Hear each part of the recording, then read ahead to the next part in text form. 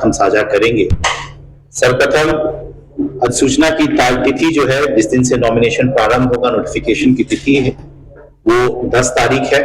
आज 6 तारीख है। आज चुनाव आयोग के द्वारा निर्वाचन की तिथियों का जो है घोषणा कर दिया गया है और इमीडिएटली आदर्श आचार संहिता फोर्स में आ चुका है।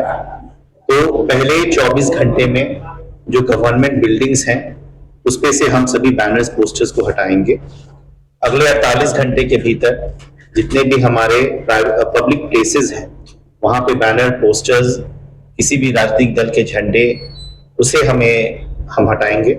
और पहले 72 घंटे विद इन 72 आवर्स जितने भी आपके प्राइवेट बिल्डिंग्स हैं, अगर उस पे एनओसी नहीं लिया गया है तो वहां से जो आपके बैनर पोस्टर्स हैं उसे हटाया जाएगा।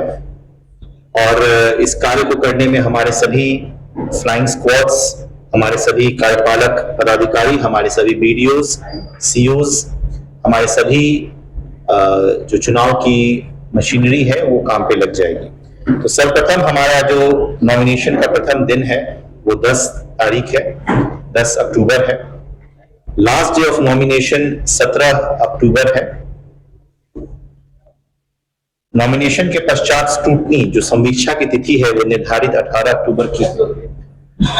Last day of withdrawal of candidate, अभ्यर्थी वापसी की अंतिम तिथि 20 तारीख है।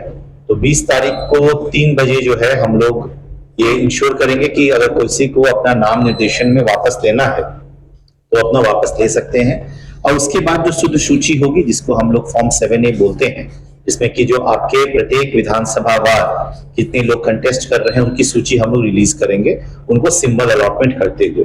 तो 20 अक्टूबर को हम लोग अभ्यर्थियों की सूची जारी करेंगे हर एक विधानसभा वार, और क्या सिंबल उनको दिया गया है ये भी हम लोग स्पष्ट करेंगे।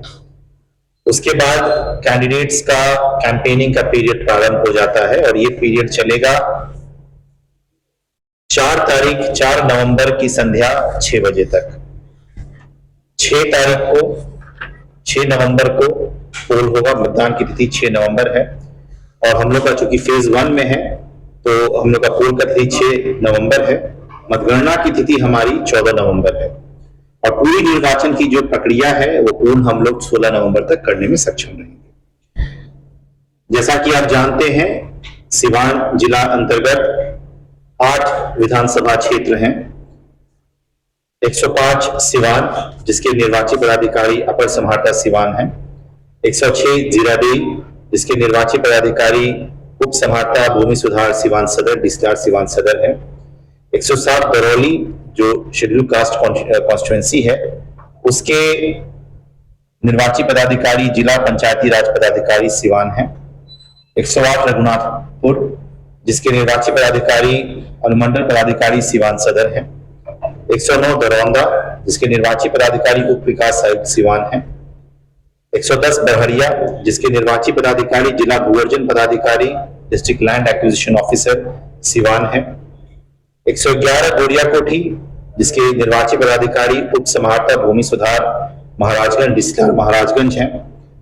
और 112 महाराजगंज, जिसके निर्वाची पदाधिकारी अनुमंडल पदाधिकारी महाराजगंज होंगे। इनमें 6 विधानसभा क्षेत्रों का नॉमिनेशन जो होगा वो कलेक्ट्रेट और इसके इर्द गिर्द के बिल्डिंग्स में हम लोग लेंगे, जो जिनके निर्वाची पदाधिकारी के जो ऑफिसेज हैं वहां पे लिया जाएगा नॉमिनेशन। और 111 और 112 गोरिया कोठी और महाराजगंज के जो निर्वाची पदाधिकारी हैं जो नॉमिनेशंस होंगे उनको हम लोग महाराजगंज के सब डिविजनल ऑफिस से प्राप्त करेंगे। स्पेशल इंटेंसिव रिवीजन और जो हम लोग का फाइनल डेटा जो फ्रीज हुआ था उसके पश्चात जिले में कुल मतदाताओं की संख्या 24,47,147 है। इसमें कुल पुरुष मतदाता हमारे पास 12,98,586 हैं। कुल महिला मतदाताएं हमारे पास 11,48,510 हैं। अन्य मतदाता जो तृतीय लिंग के हैं वो 51 हैं। सर्विस वोटर्स जो बाहर में काम कर रहे हैं, डिफेंस पर्सनल हैं, जो इस जिले में बाशिंदे हैं और यहाँ वोट करने की इच्छा रखते हैं, वैसे 7,070 लोगों को चिन्हित किया गया है, जिसमें कि पुरुष 6,681 हैं, और महिला सेवा मतदाता हमारे पास 379। जिले में पूर्व में जो मतदान केंद्र थे वो 1400 की लिमिट पे बनाए गए थे। वर्तमान में हमने सभी मतदान केंद्रों का रैशनलाइजेशन करते हुए सभी मतदान केंद्रों पे 1200 से अधिक मतदाता ना हो इस बात की सुनिश्चित किया गया है। और जिले में रैशनलाइजेशन के बाद कुल मतदान केंद्र हमारे 2908 हैं। लगभग 300 मतदान केंद्रों में वृद्धि हुई है। और जिलांतर्गत जितने मतदान केंद्र भवन है, जिसको हम पोलिंग स्टेशन लोकेशन बोलते हैं, वो 1523 है। और इस पूरी प्रक्रिया को हम लोग जो है 309 सेक्टर पदाधिकारियों के माध्यम से इस पूरी प्रक्रिया को हम लोग इसकी मॉनिटरिंग करते रहेंगे।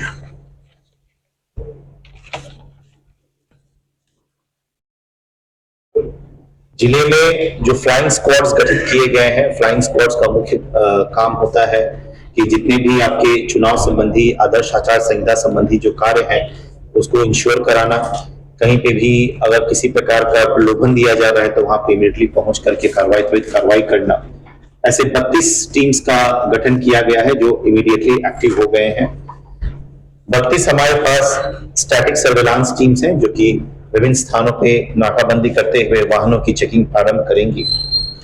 हमारे असिस्टेंट एक्सपेंडिचर ऑब्जर्वर्स 12 हैं। हमारे पास 8 में से 4 हमारे विधानसभा क्षेत्र जो हैं वो एक्सपेंडिचर सेंसिटिव कॉन्स्टिट्यूएंसीज मानी जाती हैं, जहां पे इस बात की काफी संभावना रहती है कि वहां पर प्रलोभन या तो कैश से या लिकर के माध्यम से दिया जा सके। वहां पे विशेष निगरानी रहेगी हमारी।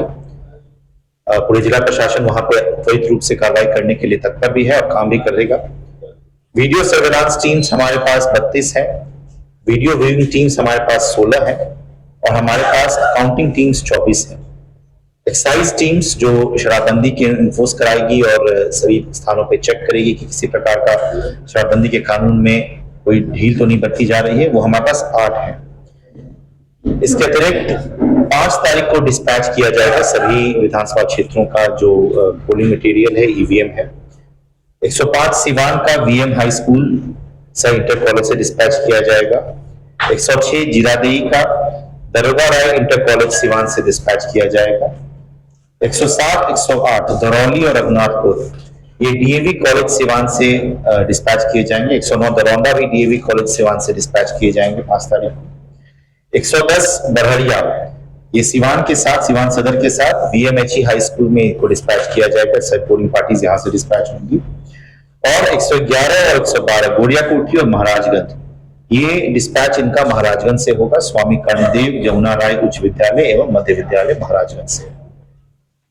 जैसा कि मैंने बताया, प्रेस नोट जारी होते ही जिले में आदर्श आचार संहिता लागू हो गई है और इस जिले में शांतिपूर्ण, निष्पक्ष, पारदर्शी और भयमुक्त तरीके से चुनाव कराने के लिए जिला प्रशासन प्रतिबद्ध है।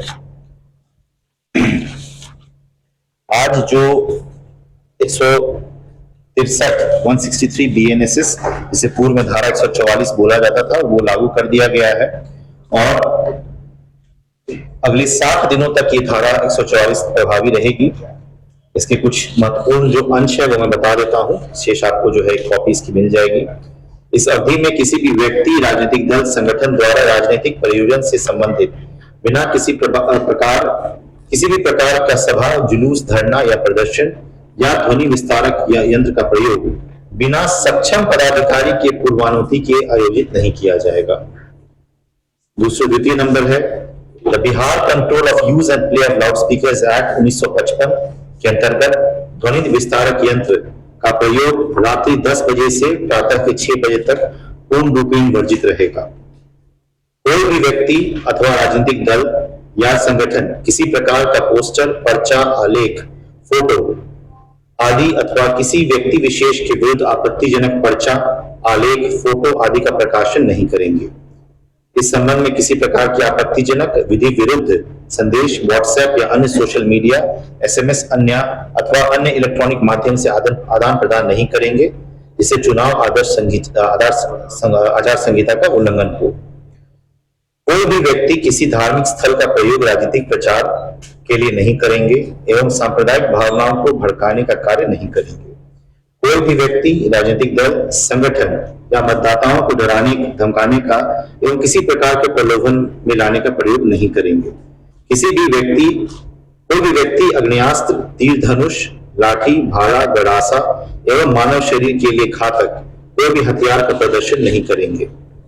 यह आदेश परंपरागत ढंग से शस्त्र धारण करने वाले समुदाय, विधि व्यवस्था एवं निर्वाचन कर्तव्य में लगे दंडाधिकारी, निर्वाचन कर्मियों एवं पुलिस कर्मियों पर लागू नहीं होगा। किसी भी राजनीतिक दल, व्यक्ति, संगठन के द्वारा भारत निर्वाचन आयोग के द्वारा जो आदर्श आचार संहिता लागू किया गया है, इस संदर्भ में समय समय पर जारी दिशा निर्देश के विपरीत कोई भी कार्य नहीं किया जाएगा।